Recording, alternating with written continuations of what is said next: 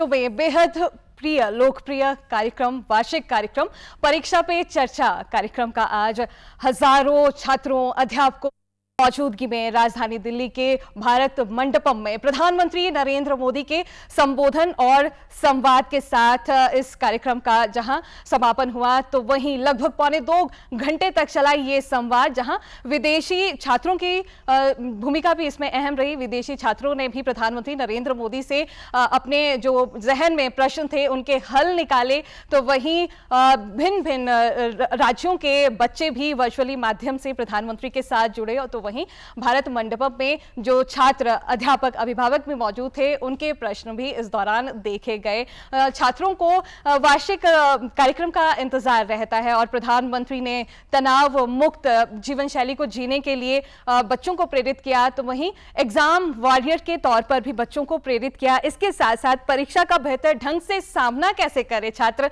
इसके भी सुझाव दिए और तनाव मुक्त रहने के सुझाव दिए। परीक्षा को भयमुक्त से कैसे आप छात्र दे सकते हैं, इन तमाम बिंदुओं पर बातचीत हुई, चर्चा हुई, बच्चों का संवाद हुआ। और इसी के तहत परीक्षा पर चर्चा कार्यक्रम के तहत पूरी जो आज का कार्यक्रम रहा, इस पर विशेष बातचीत करेंगे। हमारे साथ हमारे गेस्ट जो हैं उनका तारुफ आपसे कराना चाहेंगे। केंद्रीय विद्यालय जतोग के ये अध्यापिका हैं और पंकज कपूर जी इनका नाम है। पंकज कपूर जी, कार्यक्रम में आपका बहुत बहुत स्वागत है। धन्यवाद। परीक्षा पे चर्चा कार्यक्रम के तहत आज पूरा देखा जाए तो बच्चों को इंतजार था और प्रधानमंत्री के साथ उन्होंने संवाद भी स्थापित किया। आपसे इस बारे में चर्चा करेंगे, वो कीवर्ड्स क्या थे, वो बिंदु क्या थे जिन पर छात्र जो है अध्ययन करेंगे और वो इस तमाम बिंदुओं से जो है निकल सकते हैं, आगे बढ़ सकते हैं। जरूर आपसे चर्चा को आगे बढ़ाएंगे, लेकिन हम अपने दर्शकों को प्रधानमंत्री नरेंद्र मोदी के कुछ अंश दिखाना चाहेंगे। शुरुआती अंश कहाँ जो रहे थे, जहां भारत मंडपम का जिक्र उन्होंने किया और भारत मंडपम के तहत देश के जो छात्र हैं वो कैसे भविष्य की नींव रख रहे हैं। तो आइए हम आपको दिखाते हैं प्रधानमंत्री नरेंद्र मोदी द्वारा किस तरीके से संबोधित किया गया। जहां भारत मंडपम के प्रारंभ में दुनिया के सभी बड़े बड़े दिग्गज नेता 2 दिन बैठकर के यहां पर विश्व के भविष्य की चर्चा की थी, आज आप उस जगह पे हैं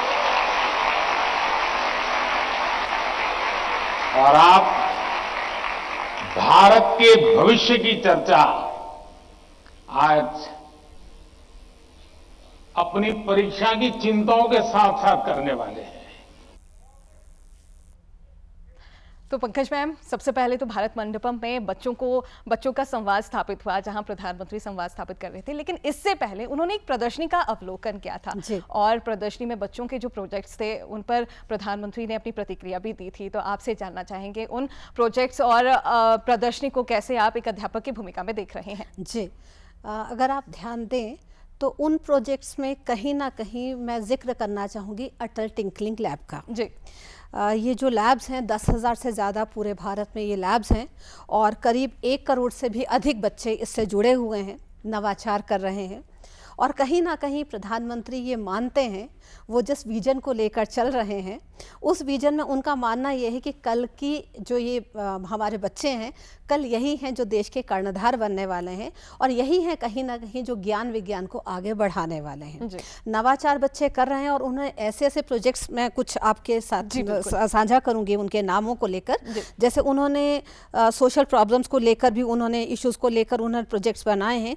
इसमें स्मार्ट ट्रैफिक सिग्नल वाला प्रोजेक्ट रहा, सेफ्टी ड्रोन रहा जो कि मिलिट्री वालों के लिए है विशेष रूप से, वायुपुत्र डिवाइस है, ये खास मायने रखती है जहाँ पर हवा को प्योरीफायर की बात की जा रही है कि ट्रैफिक सिग्नल्स पर जब हमारे वाहन रुके रहते हैं उस समय क्योंकि गाड़ियाँ ऑन रहती हैं, प्रदूषण बढ़ता है, तो बच्चों ने कहीं ना कहीं वायुपुत्र डिवाइस के माध्यम से वो हवा की प्योरीफाई की बात की है। दिव्यांग बच्चों के लिए या उन लोगों के लिए दिव्य हस्त जैसे उन्होंने एक प्रोजेक्ट सामने रखा है।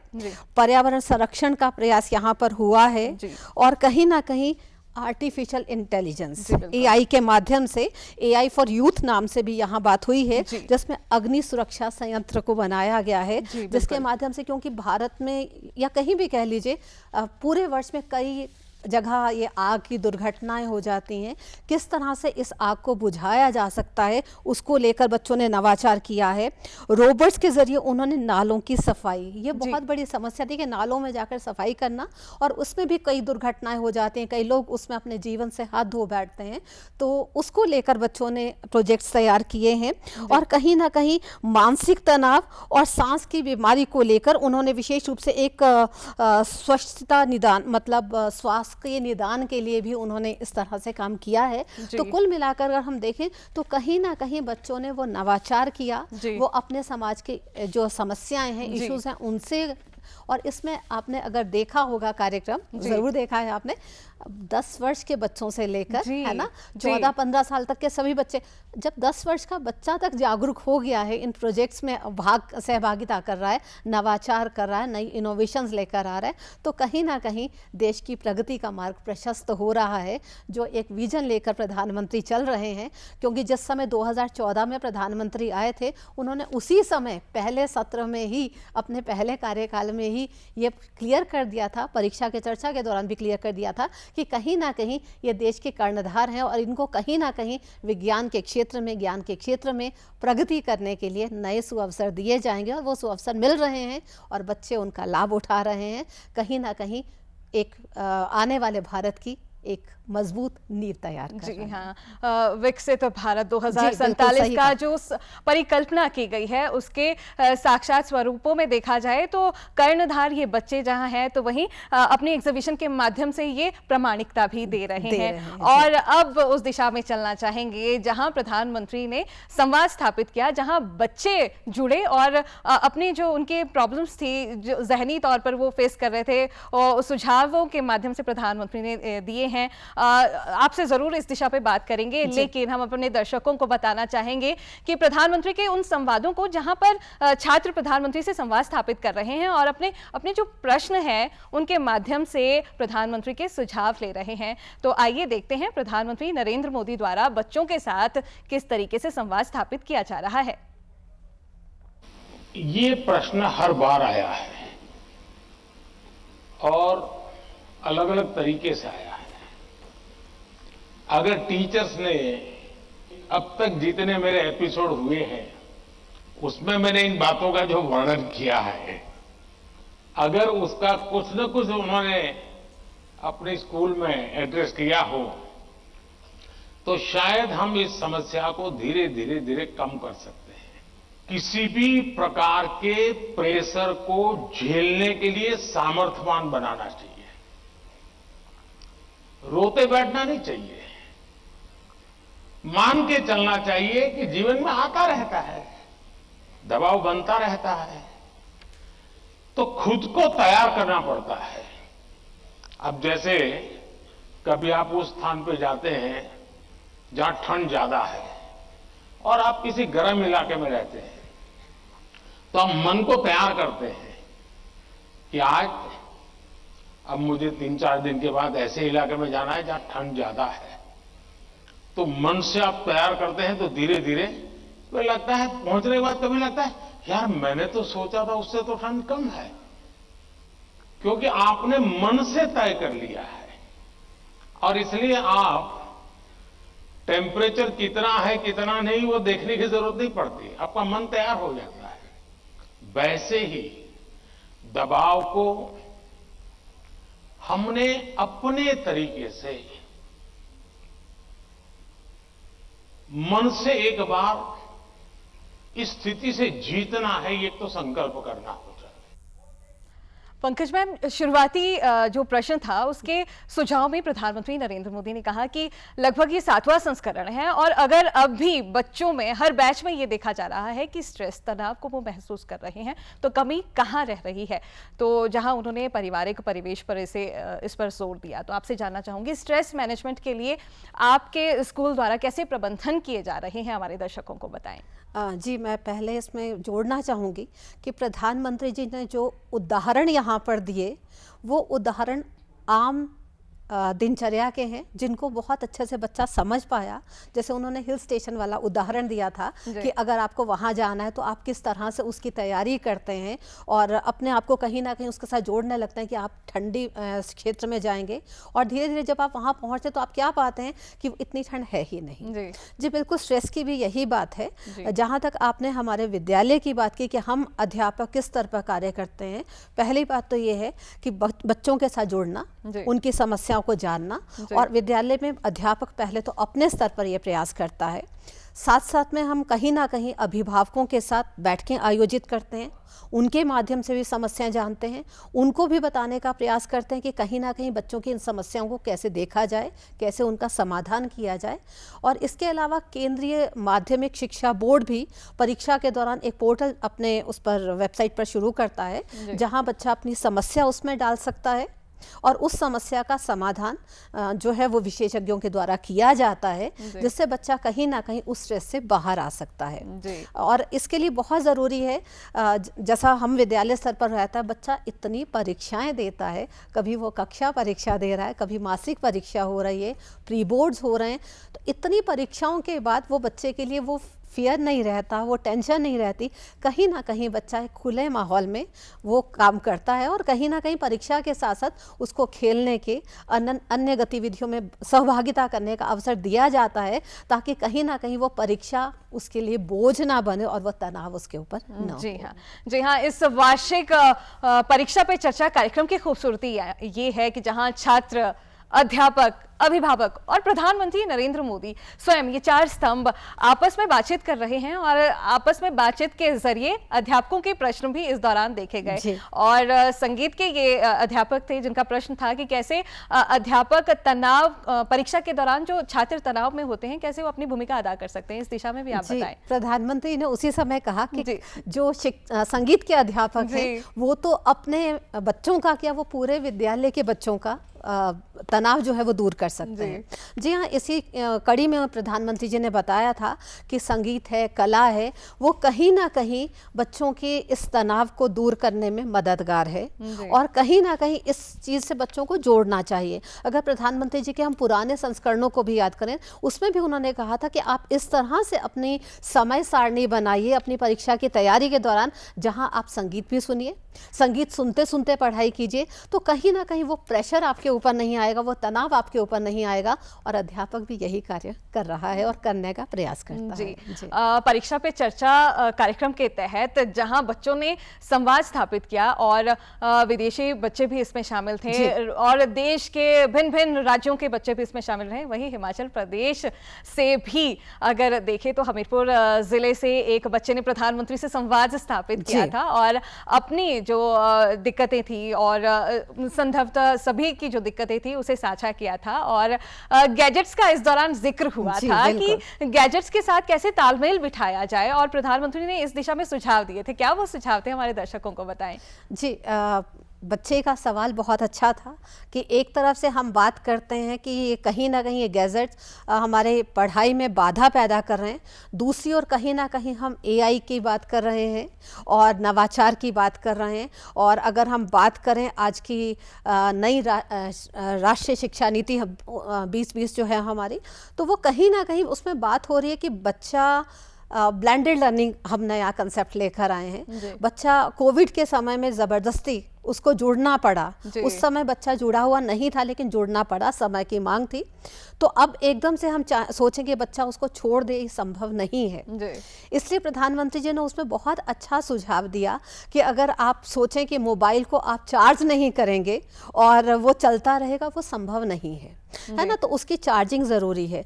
उसी तरह से हम जब बात कर रहे हैं इसकी तकनीक की, तो तकनीक का कितना प्रयोग करना है, उन्होंने बात की, बहुत सारी ऐप्स आ गई हैं, उनको डाउनलोड करें, वो आपको बता देगा स्क्रीन के ऊपर आपका समय कितना रहा और आपको पता चल जाएगा कि कहाँ मुझे स्टॉप करना है। उन्होंने बच्चों से ये भी कहा कि स्वयं भी जागरूक होना पड़ेगा, ऐसा ना हो एक के बाद एक रील आप देखते जा रहे हैं और पहले क्या देखा वो आपको याद ही नहीं रहा, वो महज आपके समय की बर्बादी होगी। इसमें नींद का भी जिक्र किया था। इसमें उन्होंने जिक्र किया था कि हमें सोना, एक अच्छी नींद लेना भी जरूरी है। नींद का जिक्र उन्होंने 2 संदर्भों में किया था। एक बच्चे ने सवाल किया था, वहाँ पर शारीरिक शिक्षा जी, का और जी, मानसिक शिक्षा जी। का, व्यायाम की बात की थी, तब भी उन्होंने बात की थी नींद बहुत ज़रूरी है। और नींद उन्होंने कहा कि बहुत से लोग कहते हैं कम सो लीजिए, लेकिन नहीं, पूरी नींद होनी चाहिए। जी। नींद पूरी नहीं होती तो कहीं वो एकाग्रता नहीं आती और वो काम हम उतने अच्छे से जी, नहीं कर बिल्कुल। पाते, और वो भी एक तनाव का जी। कारण बनता है। और प्रधानमंत्री ने अपना एक उदाहरण दिया था कि वो मात्र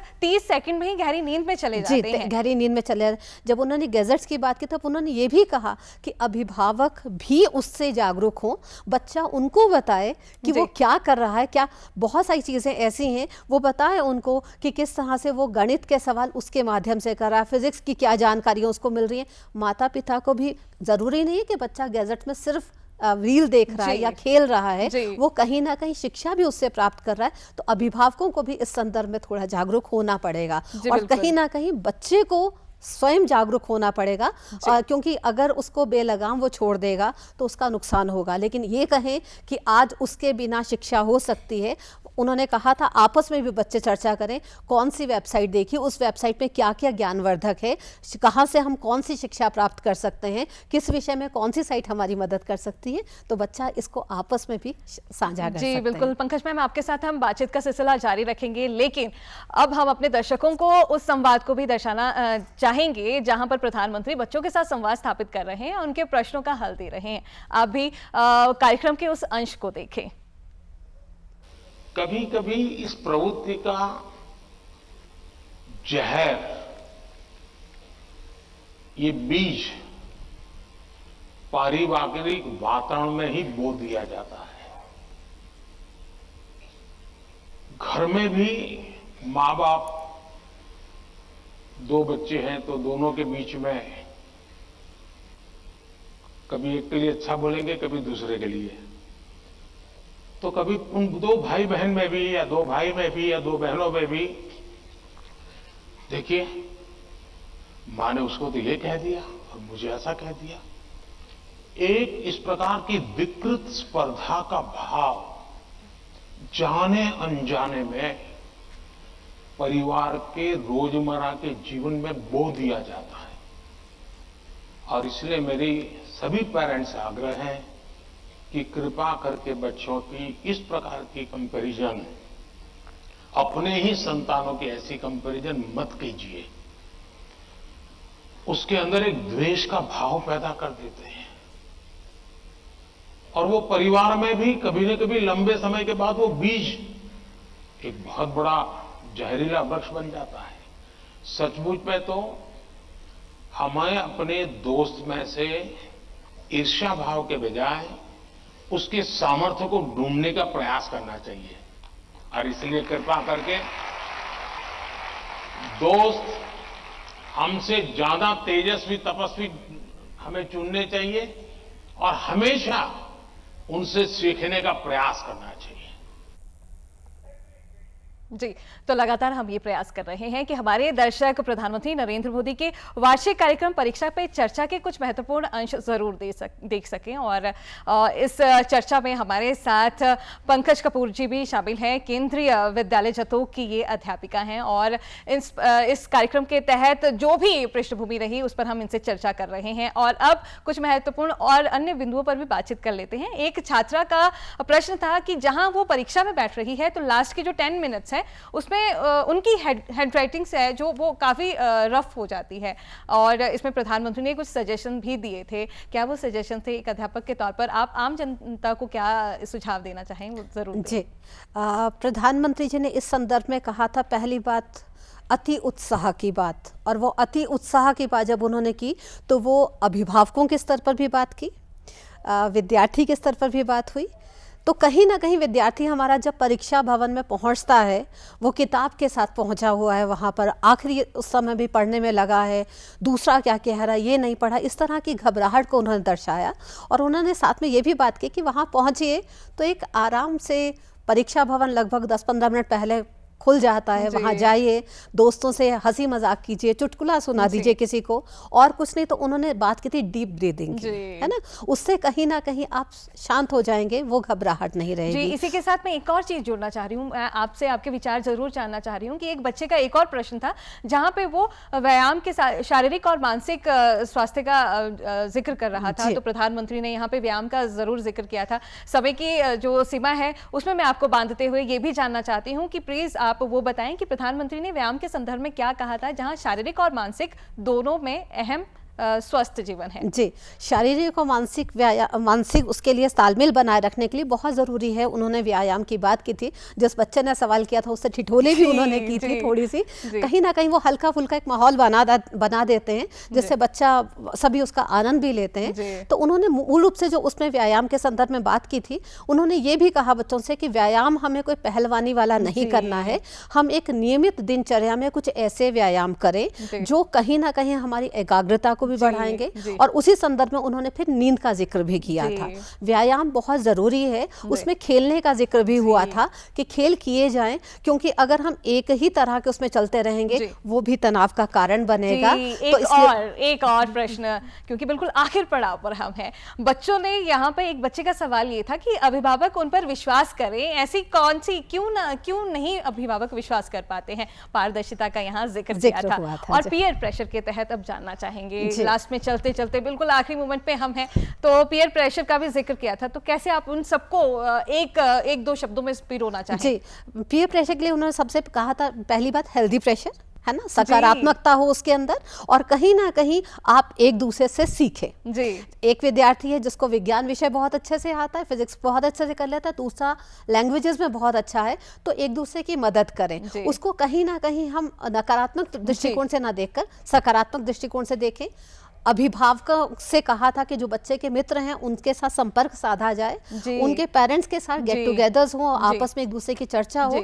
और सबसे बड़ी बात जो आपने कही थी अविश्वास की बात, पेरेंट्स कैसे तो कहीं ना कहीं उन्होंने कहा था आत्मविश्लेषण करना होगा, विद्यार्थी को भी, अध्यापक को भी, अभिभावक को भी। कहीं कुछ ना कुछ छूट जाता है जिसके कारण कहीं ये अविश्वास की स्थिति आती है। तो अगर हम उस बात को खुलकर सामने लाते हैं, अविश्वास की स्थिति नहीं होगी। क्योंकि गैजेट्स की बात जब हम कर रहे थे उसमें भी ये बात है, मम्मी पापा कहते हैं अच्छा कर लो, बच्चा कहता है पढ़ाई के लिए चाहिए, मम्मी चुपचाप जाती हैं और बच्चा कुछ और देख रहा है, तो अविश्वास आ हमने जाता इस है। कार्यक्रम में पूरी कोशिश की है कि प्रधानमंत्री नरेंद्र मोदी के जो विशेष कार्यक्रम है, वार्षिक कार्यक्रम है, उसके मुख्य बिंदु अध्यापक के माध्यम से आप तक पहुंचाए जा सके, और इस कार्यक्रम में हमारी ये कोशिश थी। उम्मीद है आपने इस कार्यक्रम का जरूर आप लाभान्वित हुए होंगे, और देखा जाए तो ये एक उत्सव की तरह बच्चों द्वारा लिया गया, अध्यापकों द्वारा लिया गया और अभिभावकों द्वारा लिया गया। उम्मीद है आज के इस विशेष कार्यक्रम से आप जरूर लाभान्वित होंगे। हम अपने विशेष मेहमान का इस कार्यक्रम में आभार व्यक्त करना चाहेंगे जो आप इस विशेष कार्यक्रम में पहुंचे। दर्शकों, परीक्षा पे चर्चा के इस कार्यक्रम में आज बस इतना ही। उम्मीद है आज के कार्यक्रम से आप जरूर जुड़े होंगे। नमस्कार।